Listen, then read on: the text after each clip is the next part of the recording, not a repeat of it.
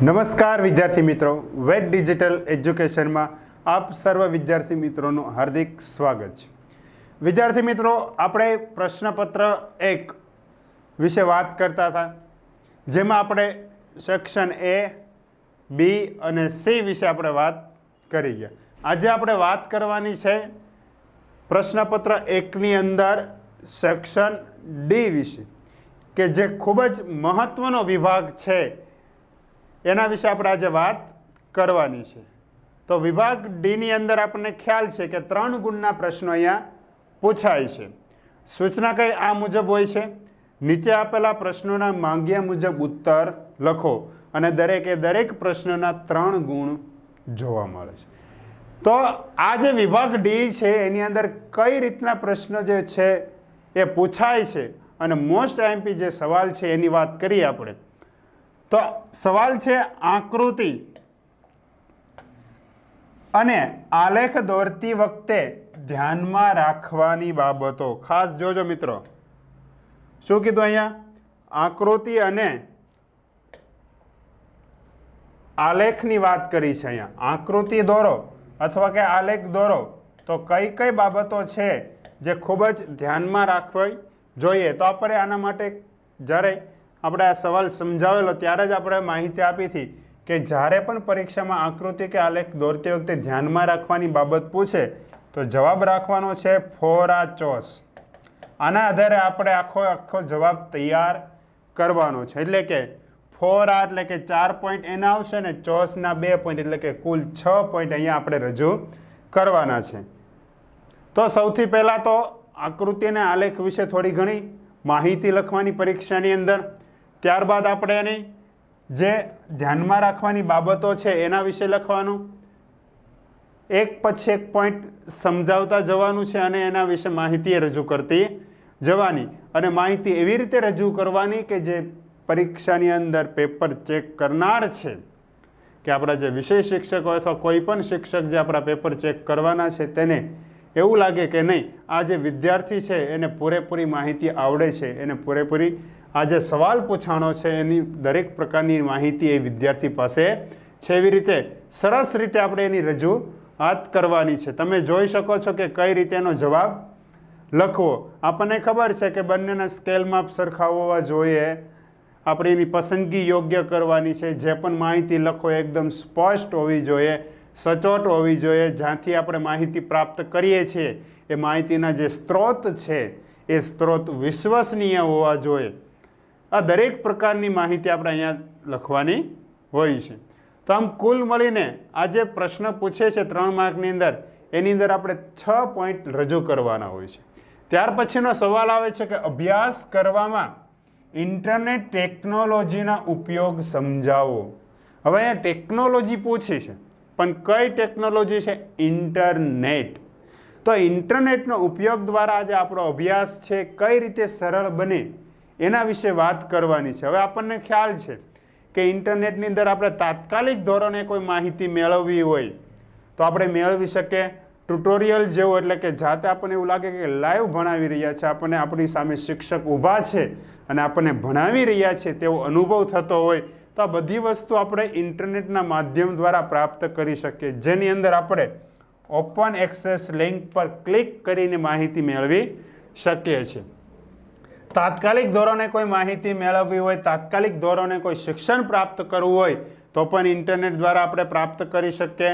કોઈ પણ અન્ય વાંચવાલાયક સામગ્રી જોતી હોય તો પણ આપણે ઇન્ટરનેટના માધ્યમ દ્વારા એ વાંચવાલાયક સામગ્રીઓ પ્રાપ્ત કરી શકીએ છીએ। હવે એની અંદર કઈ રીતે આપણે પોઈન્ટ બનાવવા તેની માહિતી તમે સ્ક્રીન પર જોઈ શકો છો। એકદમ પોઈન્ટ ટુ પોઈન્ટ બધી માહિતી આવવી જોઈએ, એક પણ માહિતી છૂટવી જોવે નહીં। ત્યારબાદ કે ભણવા સિવાયની આપણે અન્ય જે આપણા જીવનની અંદર ઉપયોગી હોય એવી બાબતો તમારે જાણવી છે, એવી માહિતીઓ પ્રાપ્ત કરવી છે તો એ વિવિધ પ્રકારની માહિતી પણ આપણે મેળવી શકીએ। અથવા તો અલગ અલગ કોલેજો વિશે જાણવું હોય, અલગ અલગ ડિગ્રીઓ વિશે જાણવું હોય તો પણ આપણે ઇન્ટરનેટના માધ્યમ દ્વારા જાણી શકીએ છીએ। અથવા તો અન્ય કોઈ પણ પ્રકારની આપણે માહિતી મેળવવી હોય કે કોઈ વ્યક્તિ કે અર્થશાસ્ત્રી કે લેખકે કયું પુસ્તક લખ્યું, કઈ કૃતિ કોને રજૂ કરી, આ બધી વસ્તુ જે જાણવી હોય, કોઈની વ્યાખ્યાઓ જાણવી હોય, બુક્સ, રેફરન્સ બુક, દરેક વિષયની માહિતી પ્રાપ્ત કરવા માટે આપણે ઇન્ટરનેટનો ઉપયોગ કરતા હોઈએ, અથવા તો કોઈ પણ પ્રકારની આંકડાકીય માહિતી પ્રાપ્ત કરવી હોય, વસ્તી ગણતરીની હોય કે રાષ્ટ્રીય આવક હોય, HDI હોય કે PQLI હોય કે ગરીબીના આંકડાઓ પ્રાપ્ત કરવા હોય, તો પણ આપણે ઇન્ટરનેટના માધ્યમ દ્વારા આ દરેક પ્રકારના આંકડાઓ છે એ પ્રાપ્ત કરી શકીએ છીએ. તો એકદમ એના જે બધા પોઈન્ટ છે લાઇન ટુ લાઇન આવવા જોઈએ, એટલે કે એક પણ એમાંથી પોઈન્ટ છૂટવો જોવે નહીં. ત્યાર પછીનો સવાલ આવે છે કે જીવનની ભૌતિક ગુણવત્તા એટલે શું, તેમાં કઈ બાબતોનો સમાવેશ થાય છે. વેરી મોસ્ટ IMP સવાલ છે પ્રથમ પરીક્ષા માટે. જીવનની ભૌતિક ગુણવત્તાની વાત કરી. મોટા ભાગના વિદ્યાર્થીઓ અહીંયા કન્ફ્યુઝ થતા હોય અને PQLIનો જવાબ અન્ય કોઈ સવાલમાં લખીને આવે અને અન્ય કોઈ સવાલનો જવાબ PQLIમાં આપણે લખીને આવતા હોઈએ. તો અહીંયા કઈ બાબતોની વાત કરી તો આપણને ખ્યાલ છે કે અહીંયા જે બાબતો આવે એટલે એક યાદ રાખી લેવાનું, અહીંયા 10 બાબતો આવે. કઈ બાબતો પૂછે એટલે 10 બાબતોનો સમાવેશ થાય. અહીંયા તમે PQLIનો જવાબ લખી શકો નહીં. PQLI પણ જીવનની ભૌતિક ગુણવત્તાની જ વાત કરે છે, પરંતુ આપણને સવાલ એવો પૂછેલો છે કે આ જીવનની ભૌતિક ગુણવત્તા છે એમાં કઈ બાબતોનો સમાવેશ કરવામાં આવે છે. તો સૌથી પહેલાં એની વ્યાખ્યા લખવાની કે કુટુંબમાં જેટલા પણ વ્યક્તિઓ રહે છે, વ્યક્તિઓ દ્વારા જે વપરાશમાં લેવાયેલ જે વસ્તુઓ છે એ વસ્તુઓના આધારે આ જીવનની ભૌતિક ગુણવત્તા નક્કી કરવામાં આવતી હોય છે. એની અંદર આપણે કુલ 10 બાબતોની વાત કરવાની છે, જેમાં આપણને નોર્મલી ખબર છે રોટી અને કપડાં, મકાન, આ 3 વસ્તુ તો આવવાની છે. ત્યારબાદ આપણે વાત કરીએ તો આરોગ્યને લગતી જે સેવાઓ હોય તે આવી શકે. આપણે હમણાં વાત કરી કપડાં અને મકાનની, એ તો પ્રાથમિક જરૂરિયાત છે. શિક્ષણ, મનોરંજન આવે, પરિવહન, માહિતી પ્રસારણ આવે છે, ઉર્જા શક્તિ એટલે કે વીજળીનો પણ સમાવેશ થાય છે. તો તમે અહીંયા જોઈ શકો છો કે કઈ 10 બાબતો છે. ત્યારબાદ વાત કરી પીવાનું જે ચોખ્ખું પાણી છે એ પણ મળવું જોઈએ. આરોગ્યની સેવા મળે તો સરેરાશ આયુષ્યમાં વધારો થાય, આરોગ્યની સેવા ન મળે તો સરેરાશ આયુષ્ય આપણું ઓછું જોવા મળે. બાળ મૃત્યુદરનું પ્રમાણ અને ડ્રેનેજ એટલે કે ગટરની જે સુવિધાઓ છે, ગટર વ્યવસ્થા છે, આમ કુલ મળીને 10 બાબતોનો જીવનની ભૌતિક ગુણવત્તાની અંદર સમાવેશ કરવામાં આવે છે. તો આવી રીતે પરીક્ષામાં જ્યારે સવાલ પૂછે તો આપણે એનો સચોટ અને એકદમ સરળ રીતે એનો જવાબ લખવાનો છે. ત્યાર પછી પ્રશ્ન પૂછાય છે કે આર્થિક વિકાસના નિદર્શક તરીકે માથાદીઠ આવકને સમજાવો. હવે આપણને ખ્યાલ છે કે આર્થિક વિકાસની વાત કરવા જઈએ તો 4 પ્રકાર નિદર્શકો છે. એમાંનો એક નિદર્શક પૂછેલો છે આપણને માથાદીઠ આવક. તો માત્ર અહીંયા આપણે માથાદીઠ આવકના નિદર્શકની જ વાત કરવાની. અહીંયા તમે અન્ય 3 નિદર્શકોની વાત કરી શકો નહીં. તો સૌથી પહેલાં તો માથાદીઠ આવક કહેવાય કોને, તેની વ્યાખ્યા લખવાની છે. માથાદીઠ આવકમાં જો લાંબા ગાળે સતત વધારો થતો હોય તો આપણે કહી શકીએ કે દેશ પ્રગતિ કરી. આમ ટૂંકમાં માથાદીઠ આવકને લગતી અહીં આપણે માહિતીઓ રજૂ કરવાની છે. અને આપણને ખ્યાલ છે કે માથાદીઠ આવકનો જે નિદર્શક છે એ રાષ્ટ્રીય આવકના નિદર્શક કરતાં ચડિયાતો છે. તો એનો પણ એક આપણે પોઈન્ટ બનાવવાનો છે. તો તમે સ્ક્રીન પર જોઈ શકો છો કે કઈ રીતે એના પોઈન્ટ બનાવવાના હોય છે, જેમાં આપણે અલગ અલગ પોઈન્ટ બનાવીને એના વૃદ્ધિદર વિશે માહિતી આપી શકીએ છીએ. એના આંકડાકીય માહિતીની વાત કરીએ તો 2 દેશના આંકડાકીય ખાસ લખવાના, નોર્વે અને એક છે ભારત. નોર્વેની માથાદીઠ આવક છે $64,992, જ્યારે ભારતની છે માત્ર $5,497. જ્યારે વૃદ્ધિદરની વાત કરીએ તો નોર્વેનો વૃદ્ધિદર 1.1 છે અને ભારતનો છે 6%. તો ભારતનો વૃદ્ધિદર વધુ છે, પરંતુ માથાદીઠ આવકની વાત કરવા જઈએ તો ભારતની માથાદીઠ આવક ખૂબ જ ઓછી ગણવામાં આવે છે. તો આવી રીતે આ સવાલની અંદર આંકડાકીય માહિતી રજૂ કરીને એ આંકડાકીય માહિતીને આધારે આપણે એનું વિશ્લેષણ કરવાનું છે, એમના પોઈન્ટ બનાવવા છે કે જેથી આપણે પરીક્ષાની અંદર પૂરેપૂરા માર્ક પ્રાપ્ત થાય. તો આ પ્રકારની માહિતી આપણે માથાદીઠ આવકના નિદર્શકમાં લખવાની છે. ત્યાર પછીનો સવાલ છે નાણાંનો અર્થ આપી તેના કાર્યો ટૂંકમાં સમજાવો. મિત્રો, જ્યારે આપણે આ સવાલની ચર્ચા કરેલી હતી ત્યારે પણ મેં કહેલું કે જ્યારે પણ નાણાંના કાર્યોની વાત આવે તો 3 શબ્દ તમારે યાદ રાખવાના છે. MS. આ 3 શબ્દની અંદર એના કાર્યનો સમાવેશ થઈ જાય છે. કઈ રીતે થાય છે એ હમણાં આપણે જોઈએ.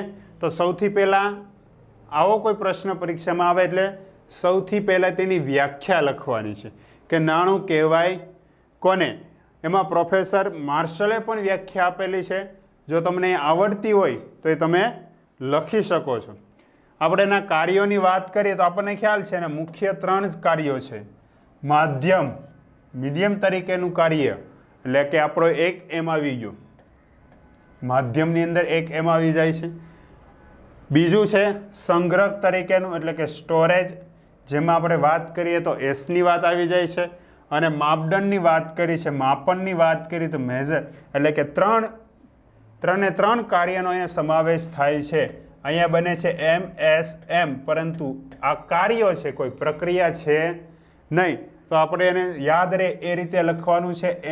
MS સ્વરૂપે આપણે યાદ રાખીએ તો 3 કાર્યો યાદ રહી જાય.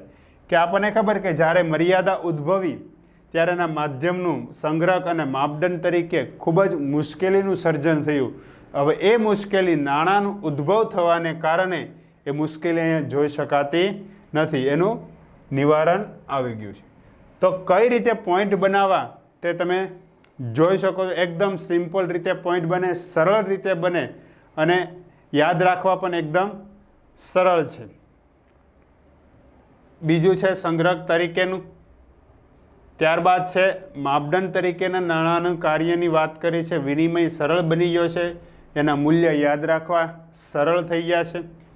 ત્યાર પછી સવાલની વાત કરીએ તો મોસ્ટમાં મોસ્ટ આઈએમપી, ખૂબ વધુ નાણું ઓછી વસ્તુઓને પકડવા દોડે ત્યારે ફુગાવો સર્જાય, વિધાન સમજાવો. કીધું ખૂબ વધુ નાણું ઓછી વસ્તુઓને, નાણું વધુ છે સામે વસ્તુ કેવી છે ઓછી, અને એ સમયે ફુગાવાનું સર્જન થાય એ સમજાવવાનું છે. સ્વાભાવિક છે, વધુ નાણું હોય અને સામે ઓછી વસ્તુ હોય તો ના છૂટકે વસ્તુઓના ભાવ કેવા થાય, વધે, અને વસ્તુના ભાવ સતત વધે તો ફુગાવાનું સર્જન થાય. તો આ પ્રશ્નની અંદર જવાબ લખતી વખતે ખાસ યાદ રાખવાનું છે કે જે મેચલપ છે એ મેચલપ ઘણી ચોપડીમાં મેકલપ આપેલું છે. તો આ મેચલપ દ્વારા એ કહેવામાં આવ્યું કે ખૂબ વધુ નાણું ઓછી વસ્તુઓને પકડવા દોડે ત્યારે જ ફુગાવાનું સર્જન થશે. કારણ કે આ લોકોની નાણાકીય ઘટના સાથે સંબંધ છે ફુગાવાનો, અને તેને કારણે જો આવકમાં ફેરફાર થાય તો માંગ અને પુરવઠામાં પણ ફેરફાર થવો જોઈએ. એટલે કે આવક વધશે તો તમારી ખરીદ શક્તિમાં વધારો થાય, ખરીદ શક્તિ વધે તો તમે બજારની અંદર માંગ કરો, પણ સામે એટલો પુરવઠો છે નહીં કે તમારી માંગ પૂરી થાય. તે સમયે ના છૂટકે વસ્તુઓની કિંમતમાં સતત વધારો થાય, અને સતત વધારો થવાને કારણે ફુગાવાનું અર્થતંત્રમાં સર્જન જોવા મળે છે. તેથી જ કીધું કે ખૂબ વધુ નાણું ઓછી વસ્તુઓને પકડવા દોડશે ત્યારે જ ફુગાવાનું સર્જન થશે. ત્યાર પછીના સવાલની વાત કરીએ તો વેપારી બેંકના જે મુખ્ય અને ગૌણ કાર્યો છે એની યાદી આપવાનું કહે છે કે મુખ્ય અને ગૌણ કાર્યોની યાદી આપો અને આ દરેક કાર્યને એક એક વાક્યમાં સમજાવો. જો ખાસ સવાલ જોજો, અહીંયા બંને કાર્ય પૂછેલા છે, મુખ્ય પણ પૂછો અને ગૌણ પણ પૂછો, પણ દરેક કાર્યના એક એક વાક્યમાં સમજાવવાના છે. એટલે જવાબ આપણે આખો લખવાનો છે, પરંતુ એના પોઈન્ટ વિશે માહિતી લખશું તો એ પોઈન્ટ વિશેના માહિતી આપણે એકદમ ટૂંકમાં લખવાનું છે. તો આપણે મુખ્ય કાર્યોની વાત કરીએ તો થાપણો સ્વીકારવી, ધિરાણની સવલત પૂરી પાડવી, ચૂકવણી અને ઉપવાદની સવલત પૂરી પાડવી, શાખ સર્જનની પ્રક્રિયાની વાત કરી શકાય, આંતર બેન્કિંગ વ્યવહાર, આ એના હતા મુખ્ય કાર્ય. હવે દરેક કાર્યને એક એક વાક્યની અંદર આપણે સમજાવવાના છે. કઈ રીતે સમજાવવા તે તમે સ્ક્રીન પર જોઈ શકો છો. આ રીતે આપણે દરેક કાર્યને સમજાવવાના હોય છે. કોઈ પણ હોય, પછી ઉપાડની સવલત હોય કે શાક સર્જનની પ્રવૃત્તિ હોય, દરેકની માહિતી આપણે એકદમ ટૂંકમાં આપવાની છે અને 1 થી 2 વાક્ય થાય એ પ્રમાણે અહીંયા માહિતી રજૂ કરવાની છે. ગૌણ કાર્યની વાત કરીએ તો એના ગૌણ કાર્ય 3, ગ્રાહકના એજન્ટ તરીકેનું કાર્ય કરે, ગ્રાહકોને ઉપયોગી સેવા પૂરી પાડે અને આધુનિક સેવાઓ પણ પૂરી પાડે.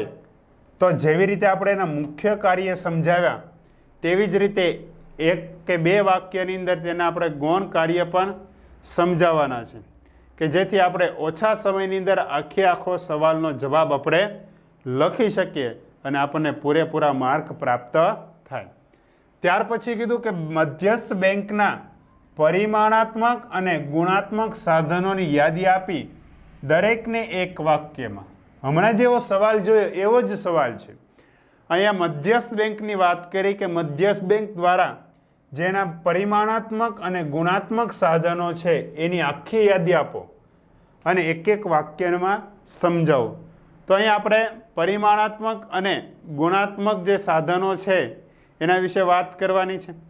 પરિમાણાત્મક સાધનોની વાત કરીએ તો ચલણ બહાર પાડવામાં આવે છે, સરકારી બેંક તરીકેનું કાર્ય કરે છે, બેંકની બેંક તરીકેનું પણ અહીંયા કાર્ય કરવામાં આવે છે અને બેંકની અંતિમ સહાયક તરીકેનું પણ કાર્ય કરે અને છેલ્લે તે શાખ નિયમનનું કાર્ય કરે છે. અને જો કોઈ ભારતની અંદરથી વધુ રૂપિયા બહાર ગયા હોય ને બહારથી ભારતમાં આવે તો હુંડિયામણની જાળવણીનું કાર્ય પણ મધ્યસ્થ બેંક દ્વારા કરવામાં આવે. આ જે એને પરિમાણાત્મક જે સાધનો છે એ પરિમાણાત્મક સાધનોને આપણે એકદમ ટૂંકમાં સમજાવવાના છે. વધુ લંબાણની અંદર એનો ઉલ્લેખ કરવાનો નથી. જો વધુ તમે એની પાછળ સમય વાપરશો તો જે સેક્શન E છે એ તમે પૂરો કરી શકશો નહીં. તો જેટલી માહિતી આપણી પાસે માંગેલી છે એટલી જ માહિતી લખવાની છે. ત્યાર પછી આપણે એના ગુણાત્મક સાધનોની વાત કરીએ તો ગુણાત્મક સાધનો છે એના નિયમન અને દેખરેખ, પ્રોત્સાહન આપવું, સમાવેશી વિકાસ માટેના કાર્ય. તો દરેક કાર્યોની એકદમ ટૂંકમાં માહિતી આપવું કે કઈ રીતે મધ્યસ્થ બેંક છે અન્ય બેંક પર નિયમન કરે, દેખરેખ રાખે છે, કઈ રીતે પ્રોત્સાહન પૂરું પાડે છે, કેવી યોજનાઓ બનાવે છે, કઈ રીતે દર નક્કી કરે. આ દરેક પ્રકારની માહિતી અહીંયા ઉલ્લેખ કરવામાં આવેલી છે. ત્યાર પછીનો સવાલ છે રિઝર્વ બેંક ઓફ ઇન્ડિયાના બિન નાણાકીય કાર્યો. હવે અહીંયા આરબીઆઈના કાર્યોની વાત કરી, પણ કેવા કાર્યો? બિન નાણાકીય. આપણને નાણાકીય કાર્ય પૂછેલા નથી. તો માત્ર આપણે અહીંયા બિન નાણાકીય કાર્યોની ચર્ચા કરીશું. હમણાં જ આપણે જોઈ ગયા કે અન્ય બેંક ઉપર દેખરેખ રાખવાની છે, નિયમન કરવાનું છે કાર્ય એ આરબીઆઈ દ્વારા કરવામાં આવે. તો એને આપણે અહીંયા વિસ્તૃત સમજાવવાનું. અહીંયા આપણે એક વાક્યમાં સમજાવીશું તો આપણને માર્ક મળશે નહીં કે આરબીઆઈ દ્વારા કઈ રીતે પ્રોત્સાહન પ્રકારના કાર્યો કરવામાં આવે કે જેથી લોકો જાગૃત બને, લોકો પણ બેંકોનો વધુને વધુ ઉપયોગ કરે, લોકો જાગૃત થઈને બેંકનો ઉપયોગ કરીને કેશલેસ અંગેની જે માહિતી છે પ્રાપ્ત કરીને જે દેશની રાષ્ટ્રીય આવક છે એ રાષ્ટ્રીય આવક સાચી પ્રાપ્ત થાય તે માટેનું યોગદાન આપે. ત્યાર પછી વાત કરીએ તો દેશની અંદર જે સમાવેશી વિકાસ માટેના કાર્યો છે એ પણ આરબીઆઈ દ્વારા કરવામાં આવતા હોય છે. ખાસ કરીને આપણે જનધન યોજનાની વાત કરીએ તો જનધન જે યોજના ચાલુ રહી છે એનું સંચાલન આરબીઆઈ દ્વારા કરવામાં આવે છે અને ગ્રાહકોના જે બેંકની અંદર હક અને અધિકાર પ્રાપ્ત થાય તે જાળવવાનું અને તેના હક અને અધિકાર જળવાઈ રહે, દરેક ગ્રાહકોને પ્રાપ્ત થાય તે જોવાનું કાર્ય પણ આરબીઆઈ કરે છે. ત્યાર પછીનો સવાલ છે ગરીબીનું સ્વરૂપ સમજાવો. ચેપ્ટર નંબર 5માંથી મોસ્ટ આઈએમપી સવાલ ગરીબીનું સ્વરૂપ, જેમાં આપણે વાત કરી શકીએ નિરપેક્ષ ગરીબીની. તો નિરપેક્ષ ગરીબીની સંપૂર્ણ માહિતી આપણે અહીંયા લખવાની છે, પોઈન્ટ ટુ પોઈન્ટ. અહીંયા દરેક પ્રકારની માહિતી આવવી જોઈએ, એક પણ પોઈન્ટ અહીંયા છૂટવો જોઈએ નહીં. એકદમ મુદ્દા પાડીને એની આપણે માહિતી લખવાની, જેમાં આપણે ગરીબી રેખાનો પણ ઉલ્લેખ કરવાનો છે. તો ગરીબી રેખા કોને કહેવાય એની પણ આપણને માહિતી હોવી જોઈએ. ને આપણને ખ્યાલ છે કે એક રેખા નક્કી કરવામાં આવી છે. જો એ રેખા કરતાં તમે ઓછું જીવન જીવતા હો તો તમે ગરીબી રેખાની નીચે આવો છો. હવે નિરપેક્ષ ગરીબીનું માપન કોના દ્વારા કરવામાં આવ્યું, કઈ રીતે કરવામાં આવ્યું, કેટલી કેલરી નક્કી કરવામાં આવી હતી, એ દરેક પ્રકારની માહિતીનો અહીંયા ઉલ્લેખ કરવામાં આવવો જોઈએ. અને આપણે એનો ઉલ્લેખ પણ કરવાનો. જો આપણે 3માંથી 3 માર્ક જોતા હોય તો આપણને ખ્યાલ છે કે આયોજન પંચ, દાંડેકર, રથ, સુરેશ તેંડુલકર, ડીટી લાકડાવાળા, આ દરેક અલગ અલગ સમિતિઓ દ્વારા અહીંયા નિરપેક્ષ ગરીબીની માહિતી આપવામાં આવેલી હતી. તો એ નિરપેક્ષ ગરીબીની માહિતીને અહીંયા આપણે લખવાની છે. એક પણ આંકડાકીય માહિતી અહીંયા છૂટવી જોવે નહીં. આંતરરાષ્ટ્રીય ધોરણે પણ કઈ રીતે ગરીબી રેખા નક્કી કરવામાં આવે તેનો અહીંયા ઉલ્લેખ થવો જોઈએ, કારણ કે એ બધું ગરીબીના સ્વરૂપની અંદર જ સમાવેશ થાય છે. તો અહીંયાનો આંતરરાષ્ટ્રીય ધોરણે જે ગરીબીનું માપન થાય છે એની માહિતી પણ આપણે અહીંયા આંકડાકીય માહિતી સ્વરૂપે લખવાની છે. નિરપેક્ષ ગરીબી લખાયા બાદ આપણે સાપેક્ષ ગરીબીની માહિતી લખવાની છે, કારણ કે આપણને સવાલ માત્ર એવો પૂછ્યો છે, ગરીબીનું સ્વરૂપ પૂછેલું છે. અને ગરીબીનું સ્વરૂપ હોય તો એમાં નિરપેક્ષ ગરીબી અને સાપેક્ષ ગરીબી બંને ગરીબીનો ઉલ્લેખ કરવો પડે. જો માત્ર આપણને નિરપેક્ષ ગરીબી પૂછેલું હોય તો આપણે સાપેક્ષ ગરીબીનો ઉલ્લેખ કરીશું નહીં, માત્ર નિરપેક્ષ ગરીબીનો જ ઉલ્લેખ કરીશું. પરંતુ આપણને અહીંયા ગરીબીનું સ્વરૂપ પૂછેલું છે, તેથી આપણે સાપેક્ષ અને નિરપેક્ષ ગરીબીનો ખ્યાલ રજૂ કરવાનો છે. તમે જોઈ શકો છો કે કઈ રીતે અહીંયા પોઈન્ટ બનાવવાના છે કે જેથી આપણને સરળતારે માર્ક પ્રાપ્ત કરવામાં. ત્યાર પછીનો સવાલ છે ગરીબી નિવારણ માટેની સામાજિક સલામતીની યોજના. અલગથી યોજના પૂછે. યોજના તો ઘણી બધી છે, પરંતુ આપણને પૂછેલી છે સામાજિક સલામતીની યોજના. તો સામાજિક સલામતીની અટલ પેન્શન યોજના વિશે માહિતી લખી નાખવાની. જે એના વીમા કવચ છે, અકસ્માત વીમો છે, એના વિશે આપણે અહીંયા માહિતી લખવાની છે. એકદમ શોર્ટમાં છે, માર્ક વધુ છે. ત્યાર પછી છે ચક્રીય બેરોજગારીનો ખ્યાલ સ્પષ્ટ કરો. ચક્રીય બેરોજગારી જે બેરોજગારીનો એક પ્રકાર છે એના વિશે અહીંયા માહિતી લખવાનું કે તો આપણે સૌથી પહેલાં એની વ્યાખ્યા લખવાની છે, અથવા તો ચક્રીય જે બેરોજગારી છે એને કયા નામથી ઓળખવામાં આવે તેની અહીંયા માહિતી લખવાની છે. અને ચક્રીય બેરોજગારી કઈ રીતે ઉદ્ભવે છે તેની અહીંયા આપણે ડિટેલની અંદર માહિતી લખવાની. અને આ જે ચક્રીય બેરોજગારી ઉદ્ભવે તો ક્યાં જોવા મળે, કેવા દેશોની અંદર જોવા મળે તેની વાત કરવાની છે. ત્યારબાદ અમેરિકામાં જે મહામંદી આવી તે કઈ રીતે વિશ્વ મહામંદી બની તેની વાત કરવાની છે. અને ભારતની અંદર ખાસ કરીને ચક્રીય બેરોજગારી કેવા પ્રકારે જોવા મળે છે, હવેના ચક્રીય બેરોજગારીને દૂર કરવી હોય તો કેવા પગલાં ભરવા તેના વિશે પણ માહિતી લખવાની. તો મિત્રો આપણે આજે સવાલ જોઈ રહ્યા હતા એ ધોરણ 12ની અંદર આપણે જે વિભાગ ડી પૂછાય છે 3 માર્કનો, એના સવાલોની સમજૂતી મેળવી. ખાસ મિત્રો આ જે સવાલ અહીંયા રજૂ થયા એ કરીને જજો, કારણ કે આ પ્રથમ પરીક્ષા માટે ખૂબ જ મોસ્ટ આઈએમપી અહીંયા પ્રશ્નપત્ર રજૂ કરવામાં આવેલું છે. અને આવા જ બીજા ધોરણના દરેક વિષયના જો તમારે પેપર સોલ્યુશન જોતા હોય, તમારા ભાઈ બહેન અથવા કોઈ મિત્ર અન્ય ધોરણમાં ભણતો હોય અને એને પેપર સોલ્યુશનની જરૂર હોય તો આપણી ચેનલની પ્લેલિસ્ટમાં તમને એ પેપર સોલ્યુશન પણ પ્રાપ્ત થશે. તો મિત્રો આ હતું વિભાગ ડીની અંદર કઈ રીતે પ્રશ્નો પૂછાય તે. આભાર વિદ્યાર્થી મિત્રો.